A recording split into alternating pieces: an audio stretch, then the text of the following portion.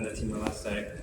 It was a wonderful meeting. Of course, we're here to talk about our partnership and our relationship, not only with the government, but with the people of Timor-Leste. The United States and Timor-Leste share mutual beliefs, shared understanding, and we are partners through and true. We're an enduring partner, and we are a faithful partner. As such, our main focus for coming here today was really to talk about the Millennium Challenge Corporation and the project that we are doing.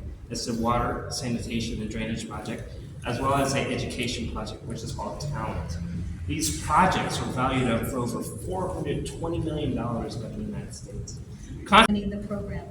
The program, as was mentioned, is a gift from the United States valued at $420 million. This is to help improve the capacity of the Timorese, specifically to fight issues related to health, education, and in particular stunting.